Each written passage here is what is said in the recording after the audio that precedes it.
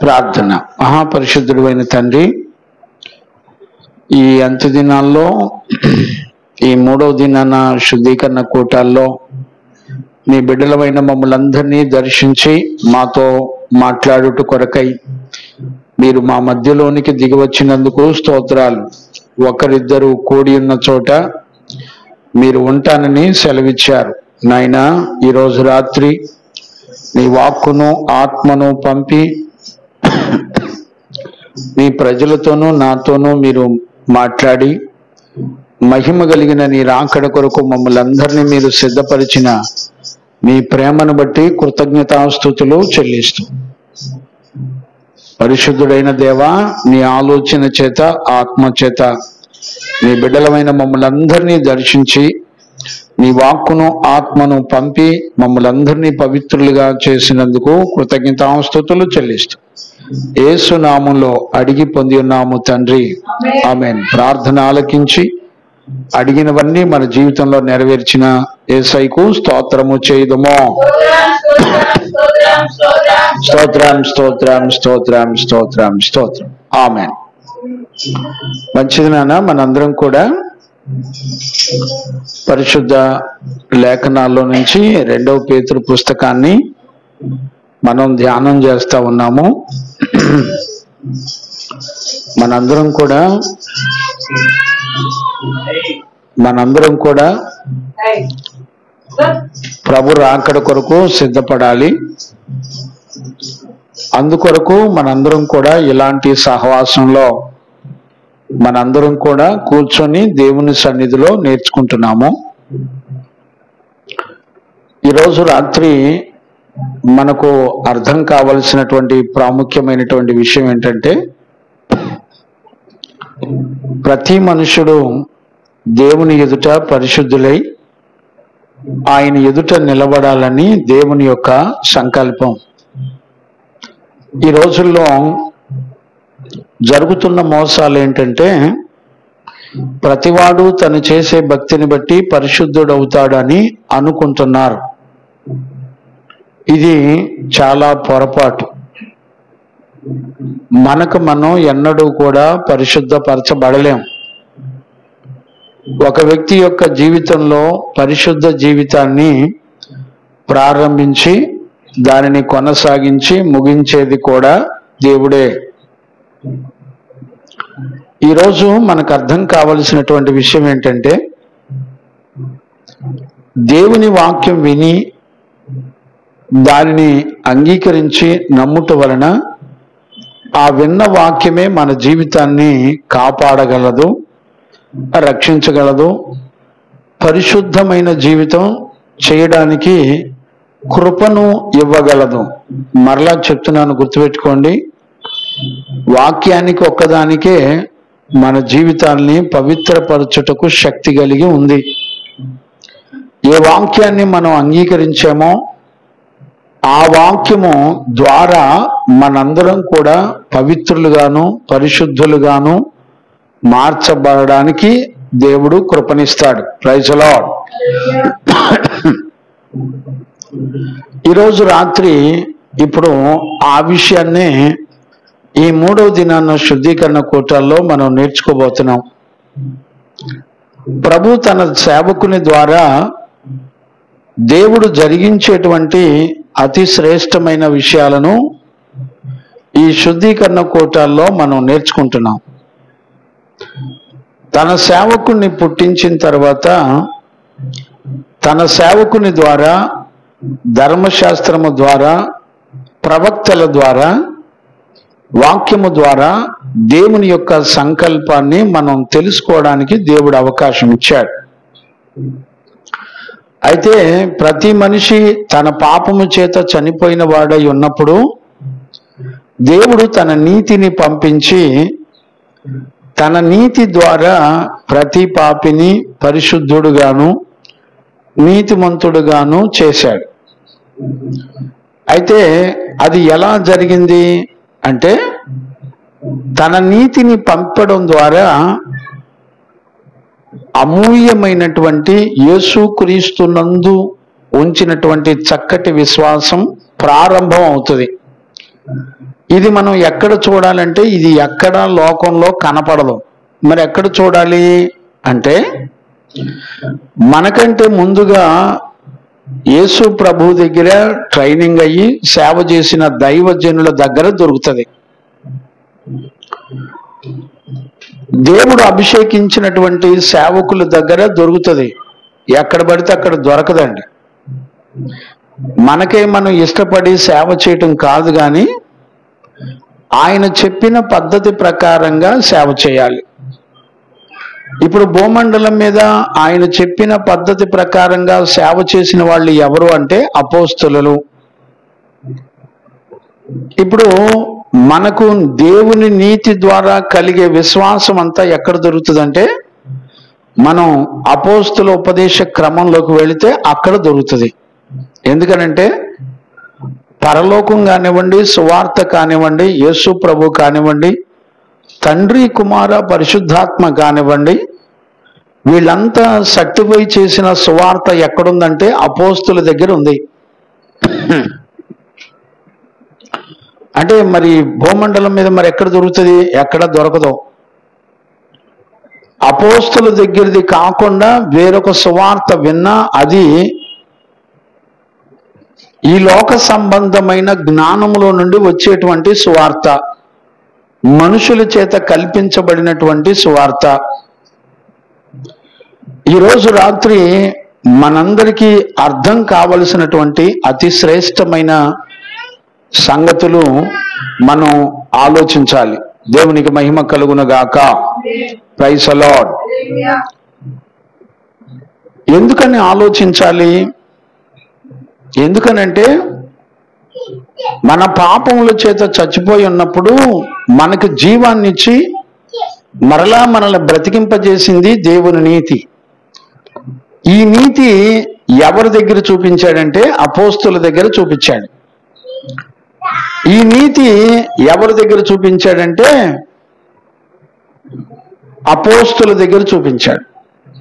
ఆ నీతి ద్వారా అపోస్తుల దగ్గరికి ఏమొచ్చింది అంటే విశ్వాసం వచ్చింది, అమూల్యమైన విశ్వాసం వచ్చింది.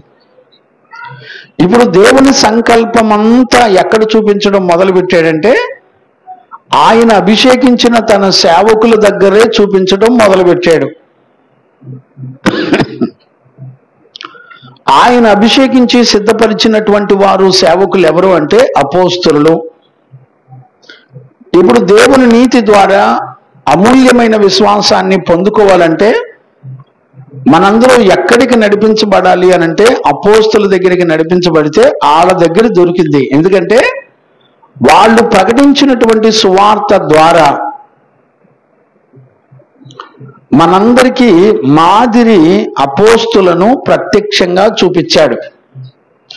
అపోస్తులు వాళ్ళ జీవితాలను చూస్తే వాళ్ళకు కలిగినవన్నీ విడిచిపెట్టి తల్లి, తండ్రి, అన్నదమ్ములు, ఆస్తులు, పాస్తులు, ఇల్లు, వాకిళ్ళు, స్థిరాస్తులు అన్నీ కూడా వదిలిపెట్టేశారు. ఇప్పుడు అన్నీ విడిచిపెట్టి దేవుని మీదే ఆనుకొని దేవుని చిత్తాన్ని గ్రహించిన వారై వాళ్ళు మందకు మాదిరిగా నడిపించబడ్డారు. ఈరోజు మనం నేర్చుకునేటువంటి విషయాలు అవే. మావెలే అమూల్యమైనటువంటి విశ్వాసము పొందిన మీకు ఈ పత్రిక రాయటం జరిగింది అని చెప్తున్నాడు. ఇప్పుడు మనందరం 1-2 వచనాల్లో కొన్ని విషయాలు నేర్చుకుంటూ వచ్చాం. మనం 3వ వచనం నుండి ఈరోజు నేర్చుకుంటున్నాం. ఇందులో నేర్చుకునే ముందర మూల వాక్యాన్ని నేను జ్ఞాపకం చేస్తాను. ఈ 11-12 వచనాలు మళ్ళొకసారి నేను చదివిస్తాను. చదువునానా? మీరిట్టి క్రియలు పేతురు పుస్తకం 1వ అధ్యాయము 11-12 వచనాలు చదువుకుందాం. మీరిట్టి క్రియలు చేయువారైతే, ఇప్పుడు ఖచ్చితంగా గుర్తుపెట్టుకోండి, ఇప్పుడు ప్రతి వచనంలో ఏముందంటే మనం చేయవలసిన క్రియలు ఉన్నాయి. ఇవి దేవుడు ఉచితంగా తన నీతి ద్వారా మనకు అనుగ్రహించాడు. అవి మనకు దేవుడు ఇచ్చాడు. ఆ విషయాలు మనం దేవుని యొక్క వాక్యంలో చూస్తున్నాం. ఇట్టి క్రియలు చేయవారైతే ఎల్లప్పుడూ తొట్టిలో, గమనించండి, అసలు తొట్టిల్లటానికి అవకాశాలు లేవు. అలాగున మన ప్రభువైన రక్షకుడైన యేసుక్రీస్తు యొక్క నిత్య రాజ్యములో ప్రవేశము మనకు సమృద్ధిగా కలుగుతుంది. చూడండి,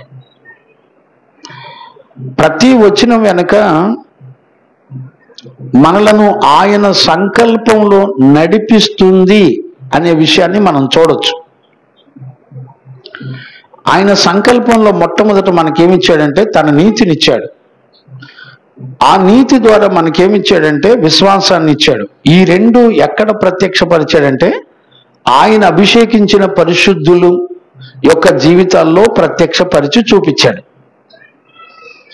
ఇప్పుడు దేవుని యొక్క సంకల్పం అంతా కూడా మనం సంపాదించుకోవాలంటే ఎక్కడికి వెళ్ళాలంటే ఒక మెల్కీసెదెకు క్రమంలో అపోస్తలుడిగా సేవ చేస్తున్న దైవజనుల దగ్గరికి వెళ్ళి మనం నేర్చుకొని మనం దేవుని చేత అభిషేకం పొంది మనం సేవ చేయాలి. ఇది పరలోకం అంగీకరించేటువంటి సేవ. ఈరోజు బైబిల్ ట్రైనింగ్లు అయ్యి సర్టిఫికెట్లు తీసుకొని సేవ చేసేవాళ్ళు వాక్యానుసారమైనటువంటి సేవ కాదు. ఒకవేళ సేవకు సమర్పించుకొని చాలా మంది కూడా ఉద్యోగాలు చేస్తూ సేవ చేసేవాళ్ళు కూడా ఉన్నారు. మీకు తెలుసో తెలీదో ఆర్సీఎంలో కూడా చాలా మంది ఫాదర్లు సిస్టర్లు కూడా ఉద్యోగాలు చేస్తారండి. తెలుసో తెలీదో మీకు? ఒక పక్క ఫారెన్ నుంచి ఫండ్స్ వస్తా ఉంటే ఒక పక్క ఉద్యోగాలు చేస్తూ వాళ్ళు శుభ్రంగా డబ్బులు కూడా సంపాదించుకొని బతుకుతారు. వాళ్ళు ఎప్పటికీ అపోస్తులు అవ్వరు, వాళ్ళు ఎప్పటికీ సేవకులు అవ్వలేరు. వాక్యాన్ని బట్టి చూస్తే ఈరోజు రాత్రి అతి ప్రాముఖ్యమైన అంశంలోకి మనం వెళుతున్నాం. అందుకని ఇవన్నీ కూడా నేను రిమైండ్ చేస్తున్నాను. దేవుని సంకల్పంలో మనిషికి దేవుడిచ్చిన జీవితం ఏంటంటే అతి ప్రాముఖ్యమైనది. అపవాదిని జయించేది ఏదైనా ఉంది అనంటే పరిశుద్ధత. దేవునికి మహిమ కలుగునుగాక. ఈరోజు మనకి 2 పేతురులో 1వ అధ్యాయము మనం 3-4 వచనాలు కనుక చదవటం ప్రారంభమైతే ఈ 3-4 వచనాల్లో దేవుడు తన పరిశుద్ధత అంతా యావత్తూ మనకి ఇవ్వడానికి ఇష్టపడుతున్నాడు. ఆ వచనాల వెనక దేవుని సంకల్పాన్ని గుర్తుపట్టాలి. ఇప్పుడు ఏది మనలను పవిత్రపరుస్తుంది, పరిశుద్ధపరుస్తుంది అనంటే ఏ వాక్యాన్ని అయితే దేవుడు పంపాడో మన కొరకు ఆ వాక్యాన్ని నమ్మి విశ్వసించి ఆ వాక్య ప్రకారంగా నడిస్తే ఆ వాక్యమే పాపము లేని జీవితాన్ని, దేవుని పోలిక కలిగిన జీవితాన్ని, పరిశుద్ధ జీవితాన్ని మనకివ్వగలిగింది. బైబిల్ తీసి ఎప్పుడన్నా వాక్యం చదివి ఈ వాక్యం ప్రకారంగా ఈ వాక్యాన్ని నేను నమ్మి నా జీవితంలో జరిగిస్తున్నానా అని పరీక్షించుకోండి. 3 పూట్ల అన్నం దొరికితే పరలోకం గురించి ఆలోచించాల్సిన అవసరం ఏముంటది? చూడండి, మిమ్మల్ని ఏదైనా ఒక చిన్న మాట గద్దిస్తే అసలు దైవజనుడికి లోబడతారండి? మిమ్మల్ని ఏదైనా ఒక్క మాట అంటే ఎంత ఆవేదన పడతారో దైవజనుడు వాక్యంలోంచి గద్దించిన, వాక్యానుసారంగా ఇలా ఉండకూడదు ఇలా ఉండాలని చెప్పిన. ఇప్పుడు చూడండి, ఇతర సంఘాలు కానీ చుట్టుపక్కల కానీ ఎవరైనా చూడండి, అమ్మ వాక్యంలో ఇలా ఉంది నాన్న అని చెబితే నేనంటే వాళ్ళకి ఎంత కోపమో ద్వేషమో చూడండి. బిడ్డలారా, నరుని కోపం దేవుని నీతినే నెరవేర్చదంట. అంటే ఏ నీతి అయితే నిన్ను పాపిని పరిశుద్ధునిగా చేయాలనే సంకల్పం ఉందో ఆ సంకల్పం మొత్తం స్పాయిల్ చేసేస్తుంది. గుర్తుపెట్టుకోండి.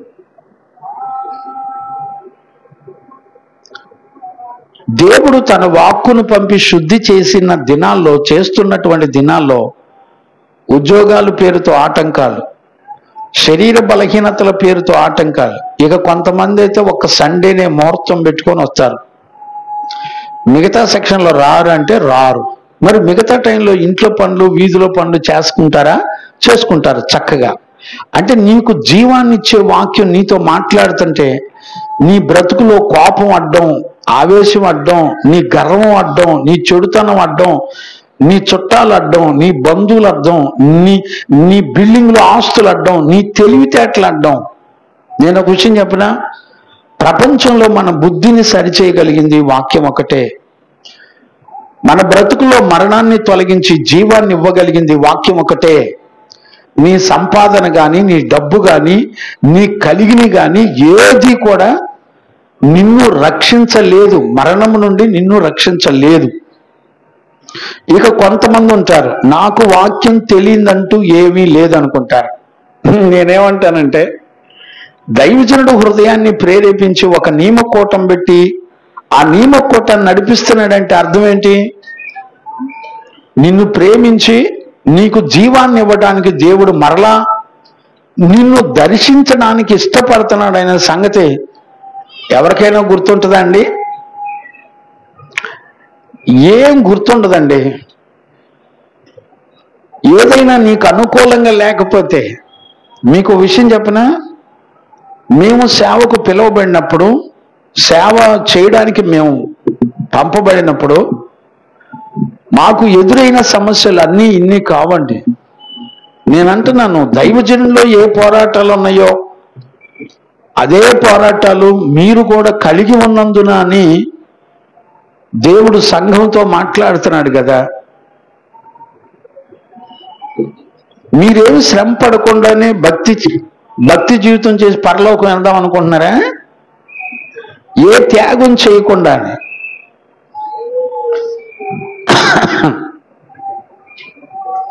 పగలు కూడా కూటం పెడతాను, కనీసం చివరి 2 రోజులైనా ఆఫీస్కి కాస్త ఒక పూట లీవ్ అడిగి రమ్మంటే వస్తారా?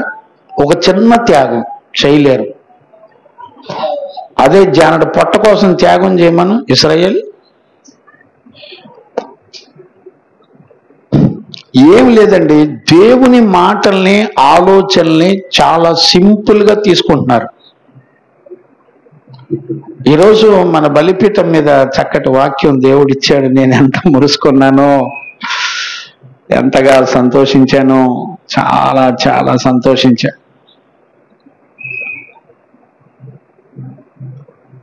నేనే మీకు ఉపదేశం చేస్తాను. ఇక్కడికి వచ్చిన ప్రతి ఒక్కళ్ళు గుర్తుపెట్టుకోండి, ఆ వాక్యాన్ని ఒకసారి చదువుకొని ప్రార్థన చేసుకోండి. నేనే నీకు ఉపదేశం చేస్తాను, నేనే నువ్వు నడవలసిన మార్గం మొత్తం నేనే నిన్ను నడిపిస్తాను, నీకు ఆలోచన చెప్పి నిన్ను నడిపించేది నేనే. ఎంత చక్కటి వాక్యం అండి. పాస్టర్ గారు అనుకోమాకండి, దేవుడు నాతో మాట్లాడుతున్నాడు అనుకోండి. 2 కొరింథీ 5:19-20లో ఈ మాటలు ఉన్నాయి. ఆయనే మాలో ఉండి మిమ్మల్ని బ్రతిమలాడుకుంటున్నట్టుగా దేవుని యొక్క వాక్యం ఉంది. పిల్లరా,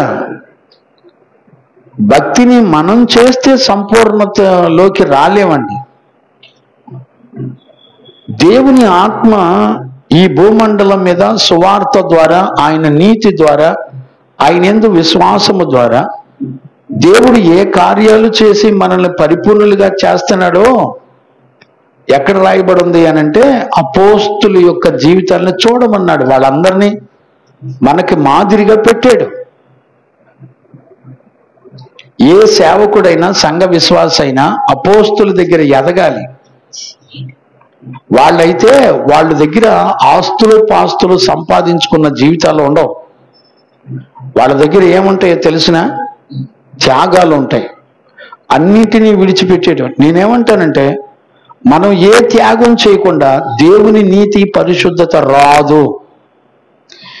మీరు పిల్లంక చూడమాకండి అమ్మా, దెయ్యం పట్టింది, ఆ దెయ్యం పట్టింది మిమ్మల్ని అందరినీ, దెయ్యం తీసుకెళ్ళి మన నరకంలో పడేస్తుంది మిమ్మల్ని అందరినీ దగ్గరుండి. మామూలు పిల్లలు అనుకుంటున్నారు మీరు, పిల్లలు చిన్నోళ్ళు అనుకుంటున్నారే. మీరు గుర్తుపెట్టుకోండి, మన ఆత్మల దగ్గరుండి నరకాన్ని తీసుకెళ్లే బ్యాచ్ అది. ఇక్కడ రాగానే ఒక దెయ్యం కూర్చుంటది, పిల్ల కోసం ఎదురు చూస్తూ ఉంటది. ఆ దూరి మిమ్మల్ని అందరినీ తిప్పుతూ ఉంటది మెళ్ళ అటు ఇటు. మీకు తెలీదు తల్లిదండ్రులకు దేవుని భయం లేకపోతే దెయ్యాలు చిన్నప్పటి నుంచి అట్లా వాడుకుంటాయి చల్లగా. అంటే ఆవుల్లో ఉంటారు, బర్రెల్లో ఉంటారు, అంటే భక్తి చేస్తారు. అది ఇక మిగతా ఫిల్ ఇన్ ది బ్లాంక్స్ అన్ని మీరే చూసుకోండి. నిజంగా జ్ఞానయ్య గారు మహాపరిశుద్ధుడండి. గుడ్లు కూడా తిప్పనీయకుండా పెంచాడండి. బా ఏం పరిశుద్ధుడండి. 4 రోజులు బతికితే అట్ట బతికి చచ్చిపోవాలా. ఒక దైవజనుడు సంఘంలో ఉంటే సంఘ పిల్లలు గుడ్లు కూడా తిప్పరండి. దేవుడు ఏం మాట్లాడుతున్నాడు అనే కసిగా వినేటువంటి స్వభావాన్ని నేర్పాడు. అంత్య దినాలు వచ్చేసినాయండి. ఏం లేదు, విశ్వాసం అనే మాటకి అసలు ఎక్కడా చోటు కనపడతలా. నిన్న సురేష్ అయ్య గారు నాతో ఒక మాట అంటున్నారు, అయ్యా అసలు అపోస్తులు ఎక్కడున్నారు నాయన ఈ రోజుల్లో? ఎవరిని చూడాలి మేము? ఎవరిని చూడాలి? ఒక మాదిరి నేర్చుకోవడానికి పరిశుద్ధులు ఎక్కడున్నారు? ఏరి అంటే వాళ్ళ ప్లేస్ అంతా ఎవరు ఆక్యుపై చేశారంటే అబద్ధీకులు ఆక్యుపై చేశారు. అబద్ధీకులు ఆక్యుపై చేశారు. గుర్తుపట్టండి, అబద్ధ బోధకులు ఎక్కువైపోయారు భూమండలం మీద. ఇప్పుడు ఈరోజు మనకు అర్థం కావలసినటువంటి అతి ప్రాముఖ్యమైనది ఏంటంటే, చనిపోయిన మృతుడైనటువంటి ఒక వ్యక్తి గురించి దేవుని సంకల్పం ఏముంటదంటే, తన పరిశుద్ధతను మనకిస్తాడట. ఆయన ఎలా కోరుకున్నాడంటే, ఈ రక్త మాంసాల్లో ఉండగన అలాగే దేవుని రాజ్యంలోకి వెళ్ళిన తర్వాత కూడా ఈ 2 భాగాల్లో మనం దేవుని పరిశుద్ధతను కలిగి ఉండాలని దేవుని యొక్క సంకల్పం. అంటే నువ్వు భూమండలం మీద ఉన్నా, పరలోకంలో ఉన్నా, ఎక్కడున్నా కూడా ఒకే జీవితం. ఆ జీవితం ఎక్కడుంది అని అంటే, ప్రథములలో జ్యేష్ఠుడైనటువంటి నా ప్రభు అయిన యేసయ్యలో ఉన్నాయి. ఇప్పుడు అదే జీవితం ఎక్కడ ప్రత్యక్షపరిచాడంటే అపోస్తులలో ప్రత్యక్షపరిచాడు. చదవండి, 3వ వచనం 4వ వచనం చదవండి నాన్న. తన మహిమను బట్టి గుణాతిశయమును బట్టి తన మహిమను బట్టి గుణాతిశయములను బట్టి మనలను పిలిచిన వాని గూర్చిన అనుభవ జ్ఞాన మూలముగా. చూడండి, 3 విషయాలు చెప్తున్నాడు. 1 మహిమను బట్టి, 2 గుణాతిశయములను బట్టి, 3వది అనుభవ జ్ఞానం మూలంగా. ఈ 3టిల్లో పరిశుద్ధతను దేవుడు ప్రారంభించడాన్ని మనం చూడొచ్చు. మీరు గుర్తుపెట్టుకోండి, ఆయన గుణాలు గాని, ఆయన మహిమ గాని, అనుభవ జ్ఞానం గాని ఒక పాపిని పరిశుద్ధుడిగా చేసి, నీతిమంతుడిగా చేసి, యుగ యుగాలు మరణము లేని ఒక శ్రేష్టమైన జీవితాన్ని ఇస్తుంది.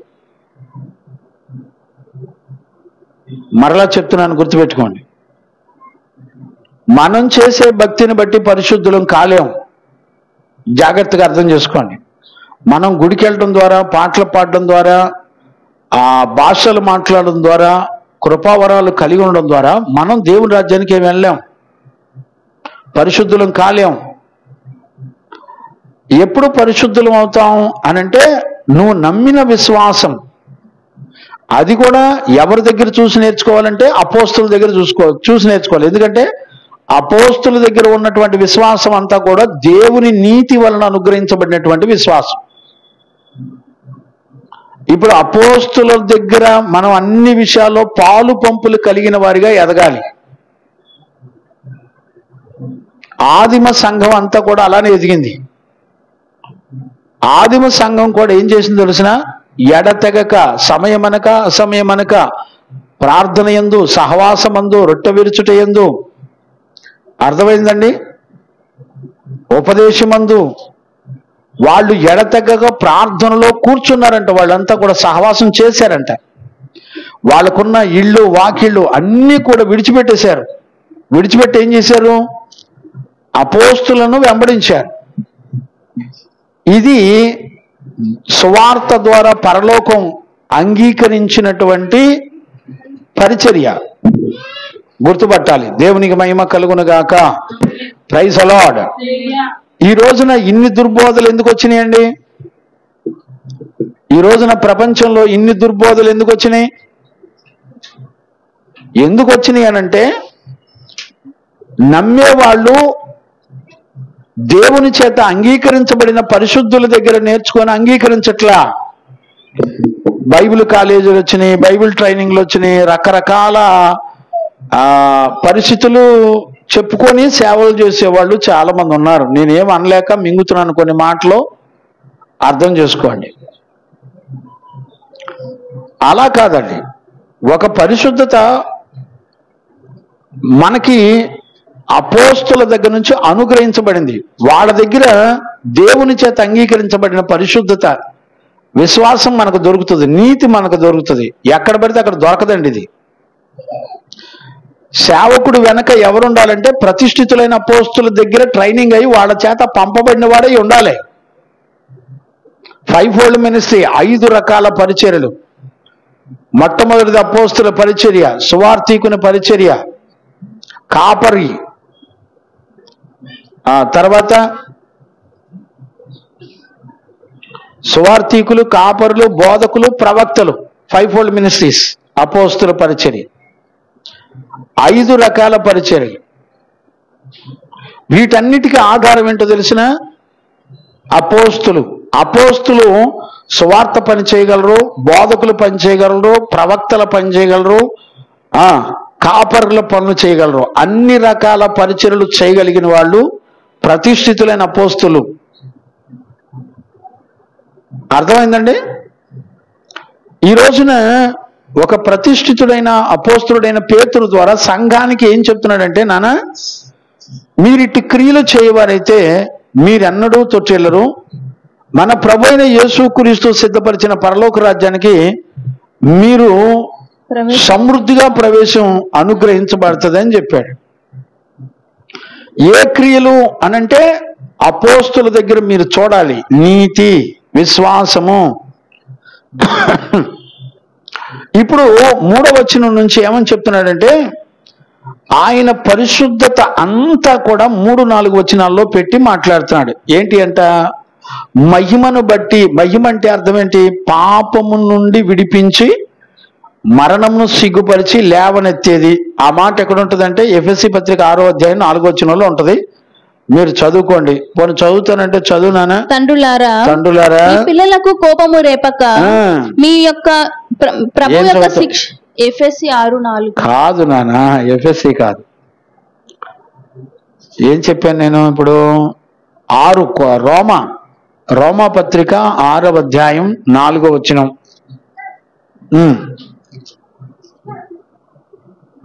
కాబట్టి తండ్రి మహిమ వలన క్రీస్తు మృతులలో నుండి ఎలాగూ లేపబడెను. ఇప్పుడు మహిమ ఏం చేస్తుంది?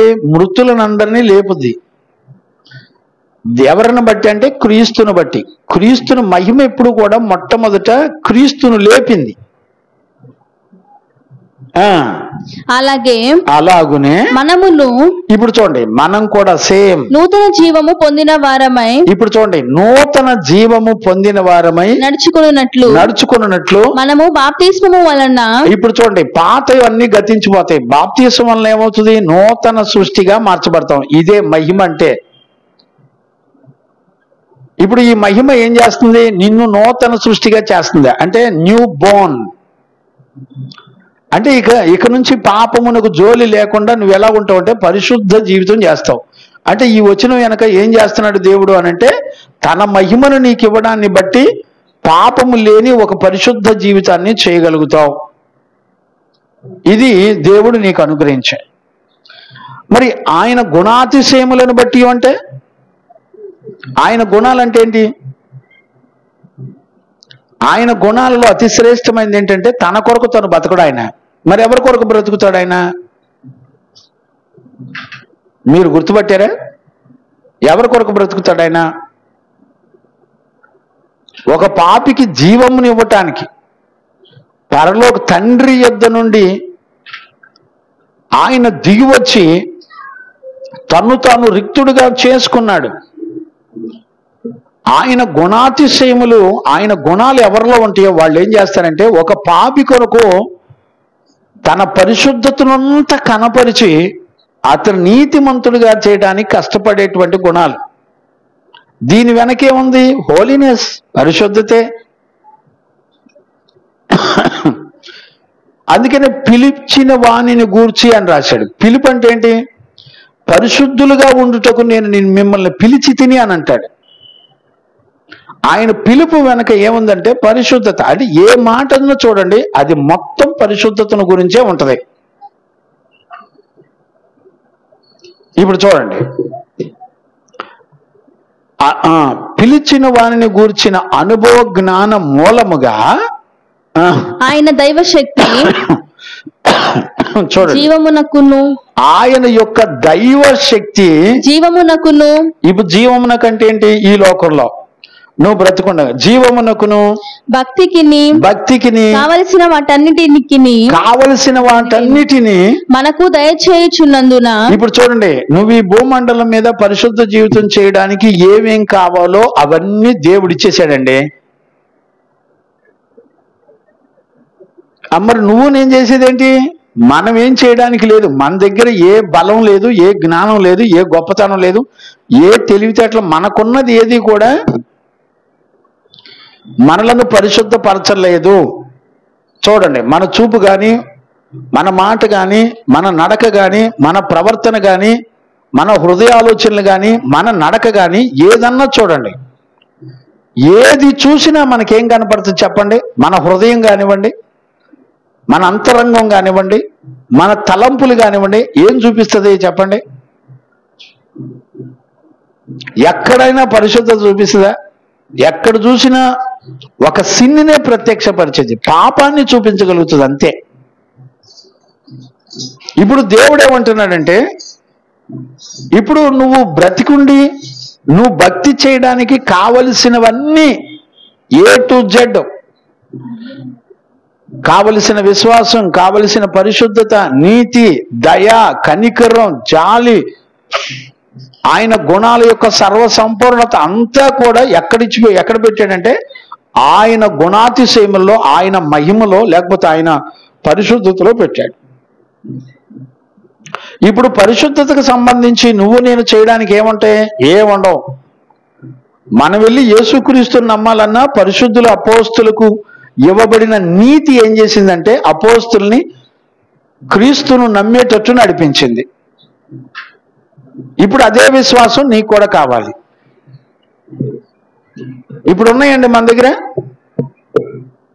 మనం ఆ ప్రకారంగా వాక్యాన్ని చదివి, వాక్యాన్ని నమ్మి, వాక్య ప్రకారంగా యేసుక్రీస్తు వలన అపోస్తులకి ఇవ్వబడిన ఆ నీతి, అపోస్తుల దగ్గరకు వచ్చింది ఆ నీతి.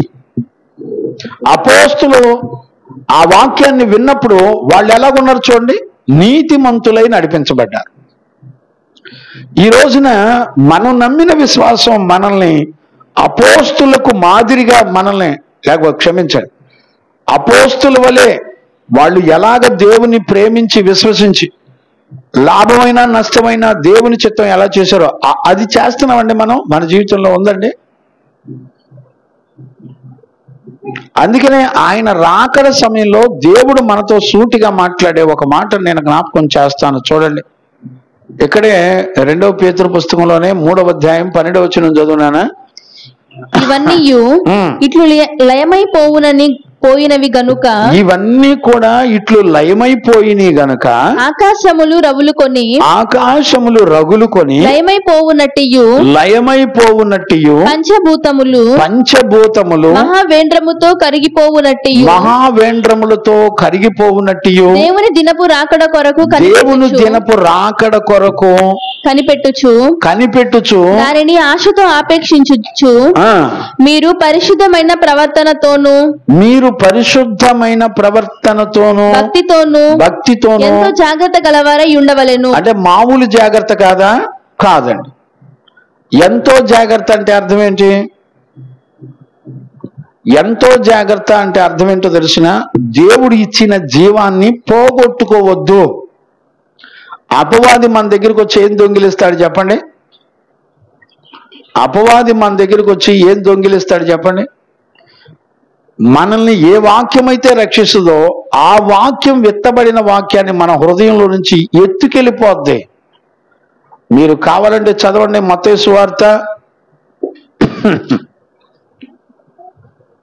13:15 ఎక్కడ చూడండి.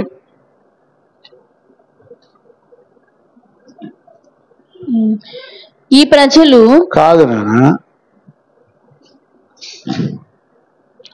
13:19 చూడు. విత్తువాని గూర్చిన ఉపమాన భావము వినుడి, వినండి. ఎవడైనను రాజ్యమును గూర్చిన వాక్యము వినియు. ఇప్పుడు చూడండి, ఈ శుద్ధీకరణ కోటలో మనం ఏం నేర్చుకుంటున్నాం అంటే రాజ్యమును గురించినటువంటి వార్త వింటున్నాం ఇప్పుడు. బాగుంది, మంచిది. వినియు గ్రహింపకయుండగా నానా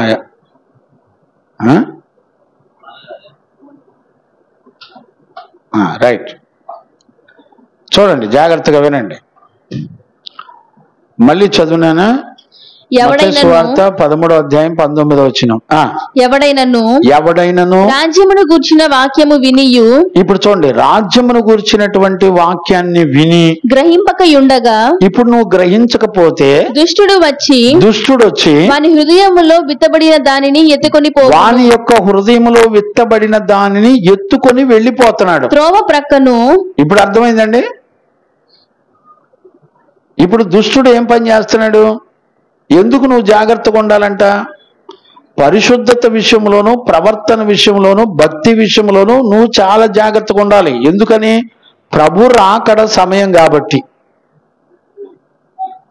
ప్రభు రాకడ సమయం కాబట్టి పరిశుద్ధులు నీకు సమీపంగా ఉండి ఉపదేశం నీకు దొరుకుతున్న సమయంలో నువ్వేం చేయాలా?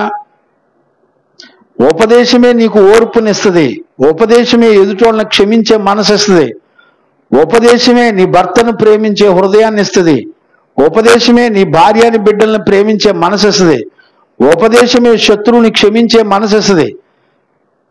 దేవుని యొక్క ఉపదేశమే నువ్వు ఈ లోకంలో ఎన్ని సహించుకోవాలో, ఎన్ని ఓర్చుకోవాలో, దేని మీద కనికరాన్ని చూపించాలో అన్నిటిలో నిన్ను యోగ్యునుగాను చేసేది ఉపదేశమే. ఇప్పుడు ఏ ఉపదేశం అయితే నిన్ను దేవుని యొక్క రాజ్యానికి సిద్ధపరుస్తుందో ఎగ్జాక్ట్లీ అదే ఉపదేశం నీ హృదయంలో పని చేయకుండా, హృదయం అన్నిటికంటే ఘోరమైన వ్యాధి కలిగింది, అది పాపం చేత నింపబడింది, పని చేయకుండా అపవాది ఏం చేస్తుందంటే విత్తబడిన దేవుని రాజ్యమును కూర్చున్నటువంటి వాక్యం మొత్తం ఎత్తుకెళ్ళిపోతుంది.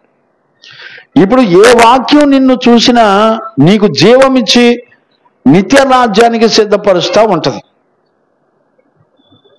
ఇప్పుడు అందుకనే దేవుని యొక్క వాక్యం ఏం చెప్తుంది? మీరు జాగ్రత్తగా ఉండండి. అంత్య దినాల్లో, ప్రభు రాకడ దినాల్లో మీరు చాలా జాగ్రత్తగా ఉండండి. అదే మనం చదివింది ఇప్పుడు 2 పేతురు పుస్తకం 3:12 చదువుకుంది. అదే మళ్ళీ ఒకసారి చదువునానా? చెవి కలిగిన పిల్లలు వింటారు.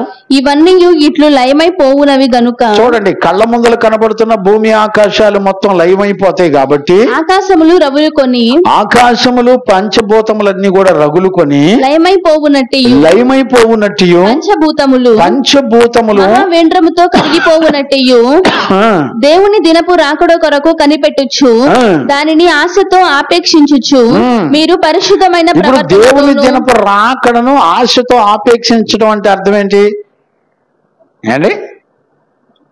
ఇప్పుడు రాకడ కొరకు సిద్ధపడే పిల్లలు ఏం చేస్తారో తెలుసా? వాళ్ళు పరిశుద్ధత విషయంలో కాపాడుకుంటూ బ్రతుకుతాడు,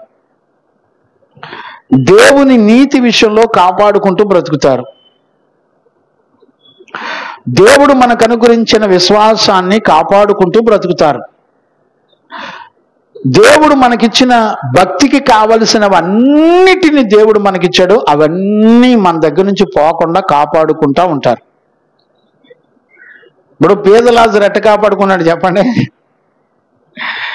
ఆయన రాకడ దినపు ఆ గడియల కొరకు సిద్ధపడి ఉన్నాడు అంతే. ఆస్తిని వదిలిపెట్టాడు, కుక్కలు వచ్చి నాకుతున్నా లెక్క చేయలా, శరీరం కుళ్ళిపోతున్నా లెక్క చేయట్లా. ఈ రోజున చిన్న తలనొప్పి వస్తే, చిన్న ఏదన్నా మనసు బాగోపోతే అన్ని పనులు బాగానే చేసుకుంటావు, కూరలు వండుకుంటావు, అన్నం వండుకుంటావు, చుట్టాలను పలకరిస్తావు, ఫోన్లు చూస్తావు, అన్ని బాగా చేస్తావు. మానేసేది ఏంటంటే దేవుని సన్నిధి. చూడండి ఎంత గొప్ప నటనా వీరులో. నాన్న చల్ వెళ్ళమ్మా.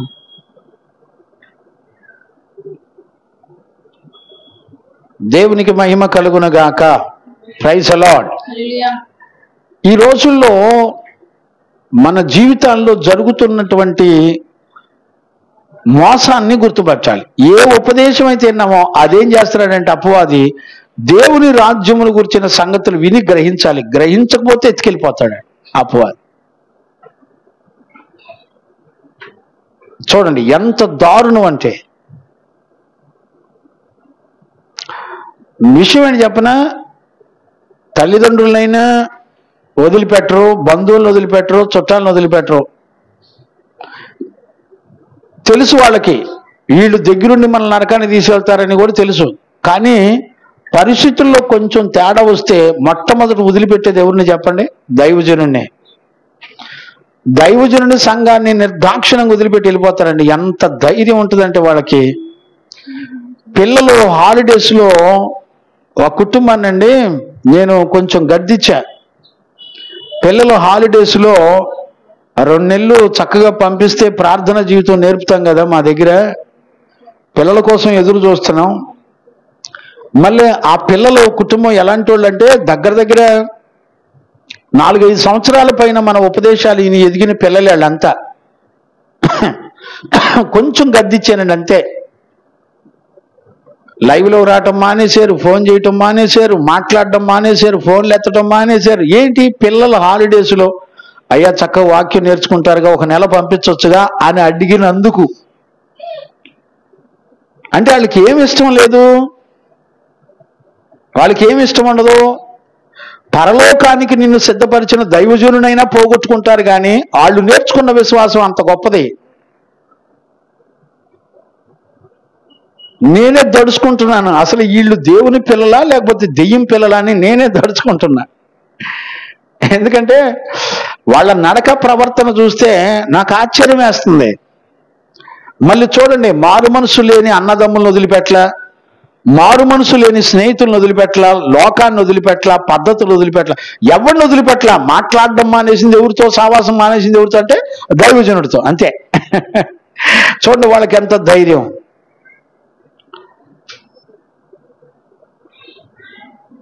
ఎంతో మంది అండి నా దగ్గరికి వచ్చి మానేసిన వాళ్ళంతా పరిస్థితి ప్రభుకే అప్పగిస్తున్నాను. నేనేం చేస్తాను? సత్యవాక్యాన్ని బోధించడం తప్ప నా దగ్గర ఏముంది? ఇప్పుడు నేను అంటాను, ఇదే పేతురు పుస్తకం 1 అధ్యాయం 1వ అధ్యాయం మీరు చదివి మీకేం అర్థమైంది చెప్పండి? మీకు నియమించబడిన దైవజనులు లేకుండా అందులో ఏం జరుగుతుందో మీకు అర్థమైంది? అసలు మాస్టర్ లేకుండా పాఠాలు అర్థమవుతాయా? నేను ఇందాక న్యూస్లో ఒక మాట విన్నాను. నేను ఒక టీచరు, ఒక డాక్టర్ పవన్ కళ్యాణ్ అడుగుతుంది, సార్ మీరు పెద్ద హోదాలో ఉన్నారు, ఇప్పుడు మంచిది, ప్రజలకు సేవ చేయడానికి వచ్చారు, మంచిది, ఎడ్యుకేషన్ ఎంత నాశనం అయిపోయిందో చూస్తున్నారా మీరు? ఎక్కడ చూసినా పేదవాళ్లతో సహా చదువు కోసం, పిల్లల చదువుల కోసం లక్షల రూపాయలు వాళ్ళు కడుపు కట్టుకొని లక్షల రూపాయలు ఫీజులు కడితే వాళ్ళ పిల్లలకి ఏదన్నా రోగం వస్తే ఆ రోగం నయం చేసుకోవడానికి వాళ్ళ దగ్గర డబ్బులు ఉంటలా. కారణం ఏంటి? వాళ్ళ డబ్బు మొత్తం పిల్లల చదువుకే పెట్టుబడి పెట్టేస్తున్నారు. వాళ్ళ దగ్గర రోగాలు వస్తే నయం చేసుకోవడానికి కూడా డబ్బులు ఉంచుకోవట్లా. కారణం ఏంటి చెప్పండి? అడిగిందండి.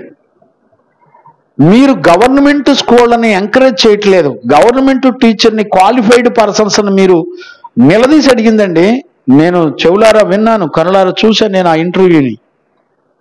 ఒక డాక్టర్ అడుగుతుంది పవన్ కళ్యాణ్ని కూర్చోబెట్టి, మేము ప్రయత్నం చేస్తున్నాం, మేము అద్భుతమైన ప్రయత్నం చేస్తున్నామని 2 డైలాగులు చెప్పి పక్క తప్పుకున్నాడు. ఇంతకు మించి ఏం చేయగలుగుతాడు?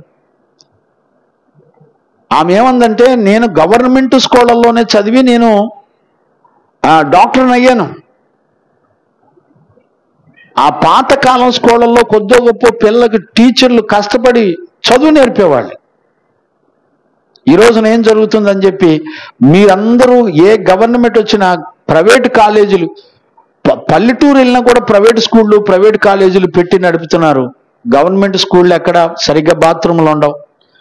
ఒకవేళ ఎడ్యుకేషన్ డెవలప్ చేయడానికి ఎవరైనా ముందుకు వచ్చినా వాళ్ళని అవమానిస్తున్నారు తప్ప ఏం చేస్తున్నారు అని అడిగిందండి ఆ తల్లి. నిజంగా ఆమె గుండె ధైర్యానికి హ్యాట్స్ ఆఫ్ అని చెప్పొచ్చు. పవన్ కళ్యాణ్ అడిగిందండి. నేను ఎందుకు ఈ మాటలు చెప్తున్నానంటే, నీకు నిత్య జీవాన్ని నీ కొరకు సిద్ధపరిచి, నీకంటే ముందల 20-30 సంవత్సరాలు మేము దేవుని చేతిలో నలగొట్టబడి అన్నిటినీ నష్టపరుచుకొని సుఖభోగాలు, ఇష్టాలు, సంతోషాలు అన్నిటిని విడిచిపెట్టి ఈ రోజున మీకు కూర్చోబెట్టి, ఆ రోజున అపోస్తులు ఏ వాక్యాలు చెప్పారో, సంఘాలు ఏ వాక్యం చెబితే వాళ్ళు సిద్ధపడి ప్రభు రాకడకు సిద్ధపడ్డారు, అవే మీకు చెప్తున్నాండి. కల్పన కథలు లేవు, వాక్యంలో చెప్పని బోధ మీకు చేయట్లే. ఈ రోజున ఈ చుట్టుపక్కల ఉన్న విపరీతమైన దుర్బోధల సంఘాలు కొన్ని వందలు ఉన్నాయి. వాళ్ళంటే నాకేమో శత్రువుల, వాక్యానికి భిన్నంగా ఉన్నారు కనుక చూపించగలుగుతున్నా. నేనంటాను, వాక్యానికి భిన్నంగా ఉంటే నష్టం ఎవరికి? సంఘానికేగా,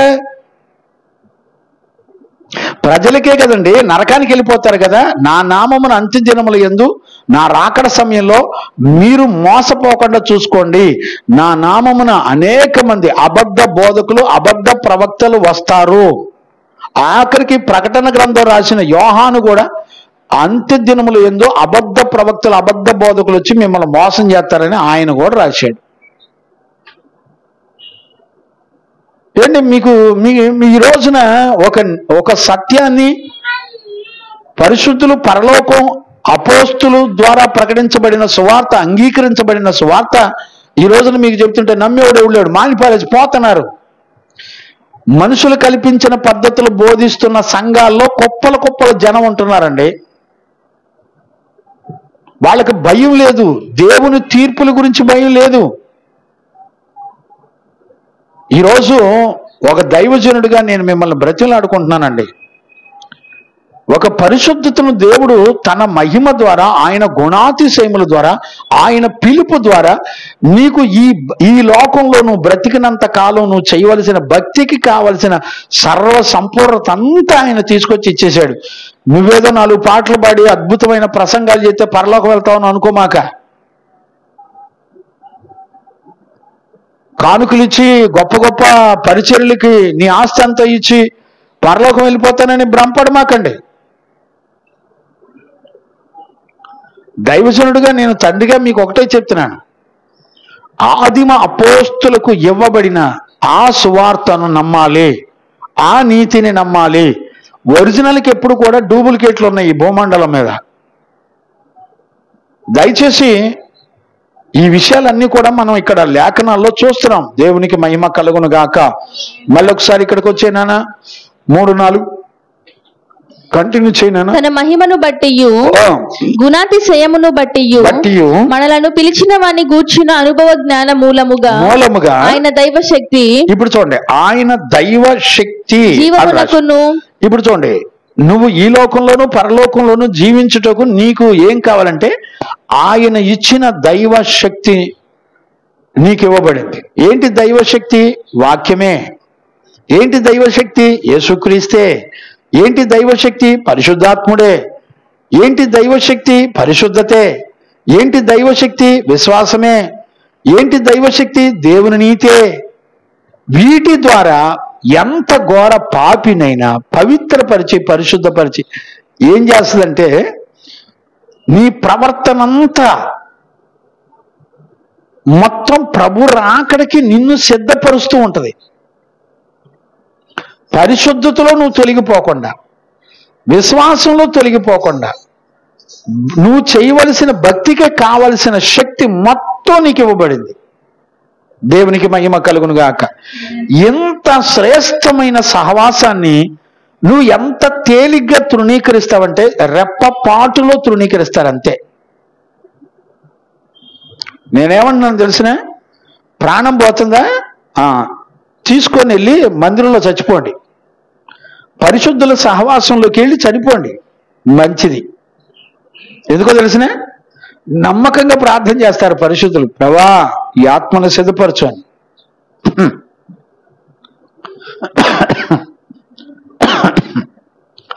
చూడండి, భక్తికి కావలసినవన్నీ కూడా దేవుడే ఇస్తున్నాడు. ఆ మాట మనం చూడండి, ఇదే పేతురు పుస్తకంలో మరి 2 సందర్భాల్లో రాశాడు పేతురు.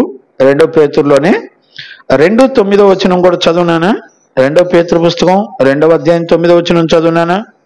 భక్తులకు శోధనలో నుండి, చూడండి, భక్తులను శోధనలో నుండి తప్పించుటకును దుర్నీతి పరులను ముఖ్యముగా మలినమైన దురాశ కలిగి శరీరానుసారముగా నడుచుకొనుచు ప్రభుత్వమును నిరాకరించుచు శిక్షలో ఉంచబడిన వారిని తీర్పు దినము వరకు కావలిలో ఉంచుటకును ప్రభువు సమర్థుడు. వీరు తెగువ గలవారును స్వేచ్ఛాపరులునై మహాత్ములను దూషింప వెదకయున్నారు.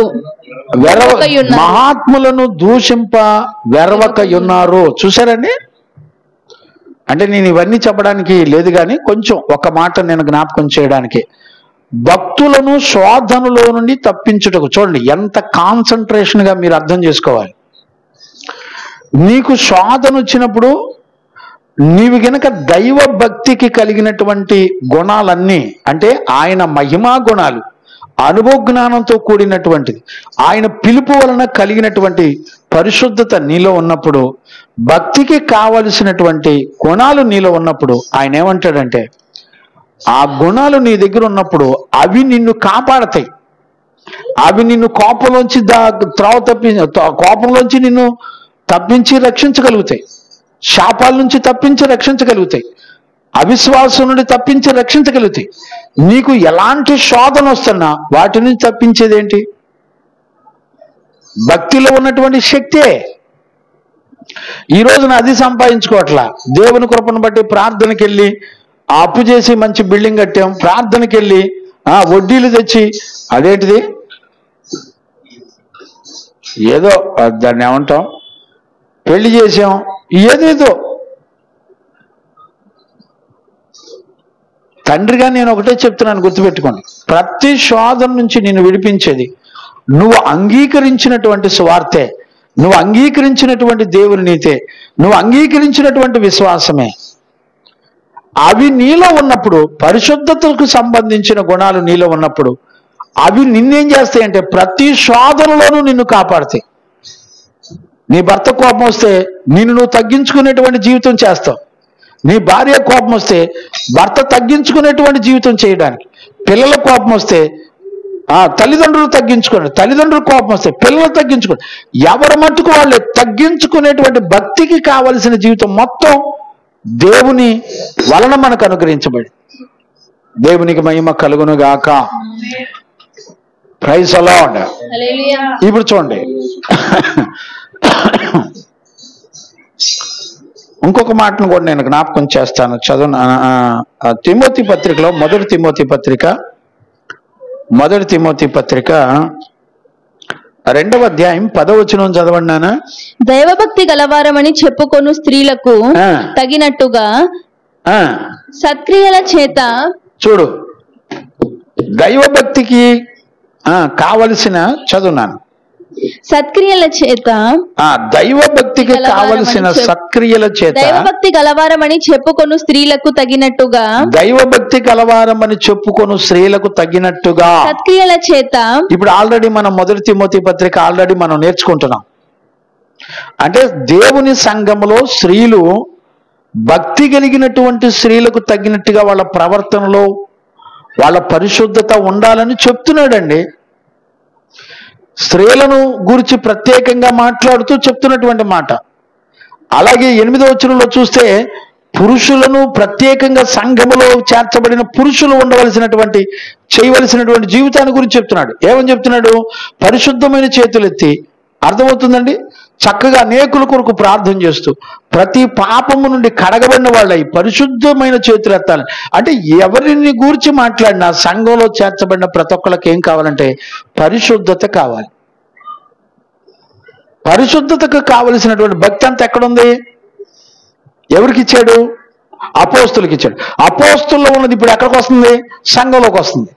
ఇప్పుడు అపోస్తులు ఏ జీవితం చేస్తూ ఏ బోధ చేశారో ఇప్పుడు అదే జీవితం చేస్తూ అదే బోధ చేసినప్పుడు సంఘం కూడా ఆ రోజుల్లో ఎలా సిద్ధపడ్డారో ఈ రోజుల్లో కూడా సంఘం అలా సిద్ధపడిద్దండి. అంతేగాని మనుషుల చేత కల్పించిన పద్ధతులన్నీ కూడా దైవోపదేశాలని బోధిస్తూ పిచ్చి పిచ్చి ఆచారబద్ధమైన పనులన్నీ ఎంత దారుణం అండి. పెళ్లిళ్ళు కూడా చేసేస్తున్నారండి, భయం లేదండి. అంతే ఏంటి, భయం భక్తి లేదండి. సంఘ పిల్లల్ని నెట్ట నిలువున మోసం చేస్తున్నారు. అమెరికాలో ఒక చక్కటి ట్రెండ్ ఉంటుందండి. మీకు నేను చాలా సాక్ష్యాల్లో విన్నానండి. పాల్ యంగ్ చో గారి దగ్గర కూడా నేను విన్నాను ఈ సాక్ష్యాన్ని. ఒక దైవజనుడు క్వాలిఫైడ్ లైఫ్ చేయపోతేనంటండి సంఘం అందరి దగ్గరికి వచ్చి, నేను ఈ పరిచర్య చేయడానికి నా దగ్గర బలం సరిపోవట్లేదు, నేను చేయలేకపోతున్నాను అని చెప్పి విడిచిపెట్టి పక్కకి వెళ్ళిపోతాడంటండి. పాల్ యంగ్ చో గారు కూడా ఆయన సాక్ష్యంలో ఈ బిట్లు ఉన్నాయి.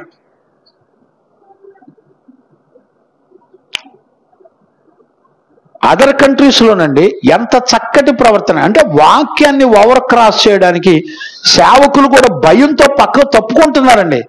ఇవాళ మన ఆంధ్రప్రదేశ్లో, ఎస్పెషల్లీ మన ఆంధ్ర తెలంగాణలో ఉన్న సేవకులు అమ్మో భయంకరమైన సేవకులు. వాక్యం తప్పని చెప్తున్నా మొండిగా మా తాత నేర్పాడండి, మా నాన్న నేర్పాడండి, మా అమ్మ నేర్పాడండి, మాది ఎప్పుడో బీసీ కాలం నుంచి వచ్చే సంఘం అండి, మాది లోదరన్ సంఘం అండి, సిఎస్ఐ సంఘం అండి. అది వాక్యానుసారమైందా? వాళ్ళ వెనక అపోస్తులు ఉన్నారా? ప్రతిష్ఠితుల దగ్గర ట్రైనింగ్ అయి వచ్చిన సేవలేనయ్యి, అపోస్తుల చేత నడిపించబడిన సంఘాలేనయ్యి? చూసారా వాక్యానుసారంగా? ఏమీ లేదండి, బరి తెగించి ఉన్నారు అంతే. ఈ మాటలు అంటున్నందుకు చుట్టుపక్కల పిల్లలు ఏంటి మీరు బూతులు తిడుతున్నారేంటి అంట. ఇదంటే నేను బూతులు తిట్టమంట. మరి నీ ఆత్మ పాతాళానికి వెళ్ళిన తర్వాత అర్థమైంది నా విలువ. నరకంలో 6 అగ్నిలోకి వెళ్ళి కూర్చున్న తర్వాత అర్థమైంది విన్సెంట్ పాల్ గారి యొక్క విలువ, ఉపదేశానుసారమైన సత్య సువార్త యొక్క విలువ. అప్పుడు అర్థమైంది నీకు నసాడానికి ఎక్కుద్ది. అప్పుడు దాకా నీ తిండి, నీ జ్ఞానం, నీ కొవ్వు, నీ ఆత్మ రక్షించేవాడేనా సేవకుడు? అక్కడికి చూసావా ఎప్పుడన్నా? నీ ఆత్మను రక్షించడానికి దేవుని వాక్యాన్ని బట్టి యోగ్యుడైన వాడేనా? చూసావా ఎప్పుడన్నా? వాళ్ళ వెనక అపోస్తుల యొక్క విశ్వాసంలో ఎదిగినటువంటి వాళ్ళేనా? అపోస్తులకు ఇవ్వబడిన నీతిలో ఎదిగినటువంటి వాళ్ళేనా? ఒక ప్రతిష్ఠితులు ఆస్తులు పాస్తులు లేకుండా వాళ్ళకైతే ఆ ఇళ్ళు వాకిళ్ళు అమ్మిచ్చారు. ఇవాళ ఇస్తే దశంభాగం ఇవ్వటానికే చస్తున్నారు, 10వ వంతు ఇవ్వడానికి. ఎందుకు ఇవ్వాలి, ఏంటంట అంత అవసరం అన్నట్టుగా. ఇవ్వకుండా దాచిపెట్టుకునేవాడు ఏముందా మలాకీలు ఏమంటాడనమ్మా, దశమాంసములు ఇవ్వనటువంటి వాడు దొంగ దోచుకునేవాడనే ఏదో ఉంటది. వద్దులే అవన్నీ తీయొద్దులే, మనకి అవన్నీ తెలిసినలే. ఇప్పుడు ప్రకటన అది కాదులే మనకి. దేవునికి ఇవ్వాల్సింది ఇవ్వకపోతే వాడు దొంగ అంట. దొంగలకు దేవుని రాజ్యం లేదుగా. ఏం చేద్దాం చెప్పండి? నీ కష్టార్జితంలో కొంతమంది కష్టార్జితంలో తీస్తారు, రాబడిలో తీరు. మళ్ళీ నీకు రాబడి ఏ రకాలుగా నీ దగ్గరికి రాబడి వస్తుందో వాటన్నిటిలో కూడా దేవునికి ఇవ్వాల్సింది ఇవ్వాలి. ఎందుకంటే దాని ద్వారా నశించిపోతున్న ఆత్మలు రక్షించడానికి పరిశుద్ధులు కష్టపడి పనిచేస్తారు. గుర్తుపెట్టుకోండి. దేవునికి మహిమ కలుగును గాక. Praise the lord.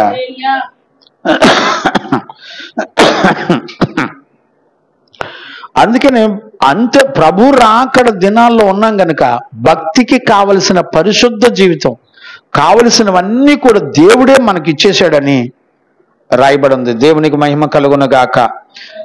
నేను సమయం అయిపోతుంది, ఒక మాట నేను చదివి వినిపిస్తాను చూడండి. 1 తిమోతి పత్రిక 3వ అధ్యాయం 16వ వచనం కూడా చదవన్నానా? నిరాక్షేపముగా దైవ భక్తిని గూర్చిన మర్మము. ఇప్పుడు చూడండి, దైవ భక్తిని గూర్చినటువంటి మర్మము గొప్పదయ్యున్నది. అంటే అర్థం ఏంటి? మర్మము అంటే ఏంటి? మర్మము అంటే క్రీస్తు. అది గొప్పదై ఉంది. యేసుక్రీస్తు కంటే మర్మముగా ఉన్నటువంటి వాళ్ళు ఎవరు లేరు. మర్మమయున్న క్రీస్తు. ఆయన సశరీరుడుగా ప్రత్యక్షుడయ్యను. ఆయన సశరీరుడుగా మన మధ్యలో ప్రత్యక్షమయ్యాడు. ఆత్మ విషయమున నీతిపరుడని తీర్పు నొందెను. దేవదూతలకు కనబడెను. రక్షకుడని జనముల యందు ప్రకటింపబడెను. లోకమందు నమ్మబడెను. ఆరోహణమై తేజోమయుడయ్యెను. దేవునికి మహిమ కలుగునగాక. చూసారా, నిరాక్షేపముగా దైవభక్తిని గూర్చినటువంటి మర్మము చాలా గొప్పది. ఇప్పుడు ఆ మర్మం అంతా ఎక్కడ కనపడుతుంది? యేసుక్రీస్తు యొక్క రక్త మాంసాల్లో కనపడుతుంది. ఆయన తన నీతి ద్వారా, తన మహిమా గుణాతిశయముల ద్వారా, తన పిలుపు ద్వారా, అనుభవ జ్ఞానం ద్వారా మనకు కావలసిన భక్తికి కావలసిన సమస్తాన్ని తీసుకొచ్చి ఇచ్చాడు. మళ్ళీ నువ్వు నేను చేసేది ఏం లేదు. ఆయన భక్తికి కావలసిన జీవితం నువ్వు చేయలేకపోతున్నావు అంటే ఆయన ఇవ్వలేదు నీకు. అంటే నువ్వు ప్రార్థనలో అడుక్కోట్లా. నువ్వేం అడుక్కుంటున్నావు ప్రార్థనలో? ఉద్యోగాలు ఇయ్యయ్యా, బిల్డింగ్లు ఇయ్యయ్యా, పెళ్లిళ్ళు చెయ్యయ్యా, ఏమనుకుంటున్నావు? ప్రభు రాకడలో ఎదుర్కొని ఆయన ఎదుట నిలబడడానికి కావలసిన పరిశుద్ధతను, కావలసిన భక్తిని మన జీవితంలో సంపూర్ణం చేయబడి కాపాడుకొని, భద్రంగా కాపాడుకొని ప్రభు రాకడ కొరకు సిద్ధపడాలి. అందుకొరకు కదా. దేవునికి మహిమ కలుగును గాక. Praise the Lord. హల్లెలూయా. అందుకనే ఈ రోజు రాత్రి ఒక దైవజనుడిగా ఈ 3వ దినాన శుద్ధీకరణ కూటాల్లో మనం గమనించవలసింది ఏంటంటే, పరిశుద్ధతను కలిగి ఉండాలని దేవుని యొక్క సంకల్పం. అందుకు భక్తికి కావలసిన సర్వసంపూర్ణత అంతా నీకు 3-4 వచనాల్లో చెప్పేశాడు. 3-4 వచనాల్లోకి వచ్చేపాటికి ఆయన పరిశుద్ధత మనకి ఇచ్చేసాడండి. అంటే ఒక 3-4 వచనాలు కూడా నమ్మలేని భక్తి మన దగ్గర ఉన్నది. 3-4 వచనాల్లో ఉన్న ఆయన ఉద్దేశాన్ని విశ్వాసంతో నమ్మేటువంటి జీవితం కూడా మన దగ్గర లేదు. పేతురు చేత రాయించాడండి. 4వ వచనం దగ్గరికి వచ్చేసేపాటికి ఆయన అన్నాడు, నా పరిశుద్ధత మీకు ఇస్తానంటున్నాడండి. అండి, ఇంతకంటే ఏం కావాలి చెప్పండి? భక్తి జీవితానికి కావలసిన పరిశుద్ధ జీవితం మొత్తం. మళ్ళీ ఈ రోజున నేను పడిపోతున్నాను, లెగుతున్నానండి, నాకు మనసు రావట్లేదండి. ఏది ఎక్కడ నువ్వు వాక్యానుసారంగా సాకారంగా లేవో ఆ విషయాల్లో ప్రార్థన చేసుకో. ప్రభా, నేను ఈ వాక్యాన్ని బట్టి సాకారంగా లేను, ఈ వాక్యాన్ని బట్టి నా బ్రతుకు యోగ్యంగా లేదు. ప్రభా, నువ్వు నాకు సహాయం చేయి. నువ్వు మాట ఇచ్చావు, ఇదిగో భక్తికి కావలసిన సర్వసంపూర్ణత అంతా కూడా నువ్వు నాకు ఇచ్చానని చెప్పావు, అది నాకు కావాలి. అందుకు ఉపవాసం ఉండేవాళ్ళు ఎవరు లేరు.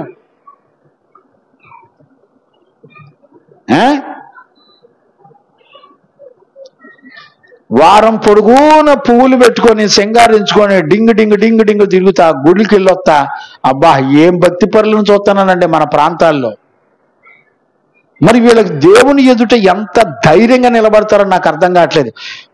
స్త్రీల గురించి దేవుని వాక్యం ఏమని చెప్తుంది? భక్తికి కావలసిన పరిశుద్ధత, భక్తికి కావలసినటువంటి పరిశుద్ధ జీవితం ఆ సంఘంలో ఉన్న ప్రతి స్త్రీకి కావాలి. అందం మోసకరం అంటే భయపడే పిల్లలు ఎవరు లేరండి అసలు.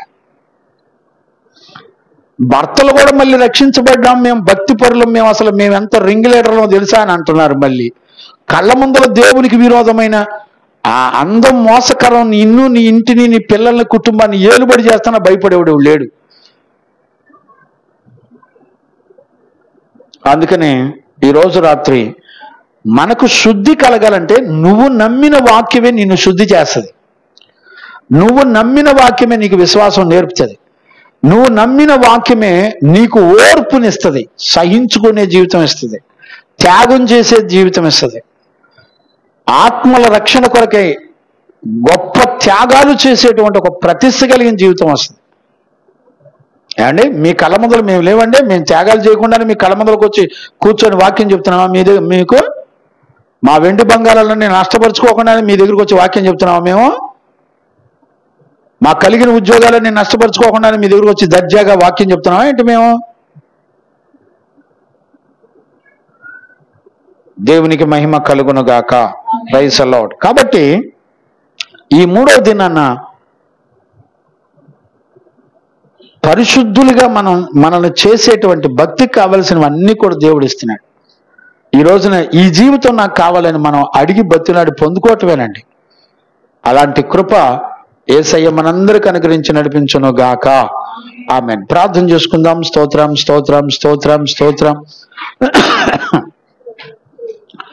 స్తోత్రం స్తోత్రం స్తోత్రం స్తోత్రం. మహాపరిశుద్ధుడైన తండ్రి, నాయనా మూడో దినాన శుద్ధీకరణ కూటాల్లో ప్రభా నాయనా మేమందరము నీ రాజ్యంలో ఉండాలని, పరలోకంలో సమృద్ధి ప్రవేశం కలగాలని 10 వచనాలు మాట్లాడుతూ వచ్చారు.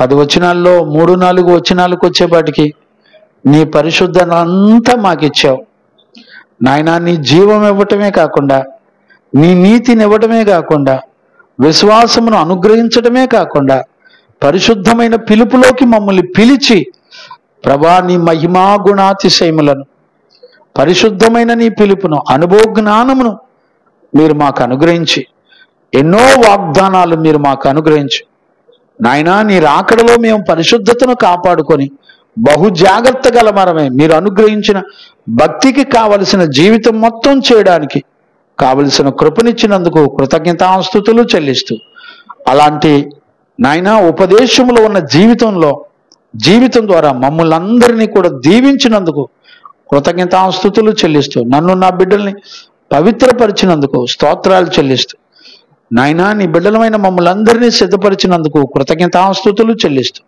యేసు నామములో అడిగి పొంది ఉన్నాము తండ్రి. ఆమేన్. ప్రార్థన ఆలకించి అడిగినవన్నీ పొందుకునే విశ్వాసం ఇచ్చి, విశ్వాసము ద్వారా జయం పొందినట్లుగా కృపనిచ్చిన యేసయ్యకు స్తోత్రము చేయదమో. స్తోత్రం స్తోత్రం స్తోత్రం స్తోత్రం స్తోత్రం. తండ్రి కుమార పరిశుద్ధాత్మ దేవునికి స్తోత్రము చేయదమో.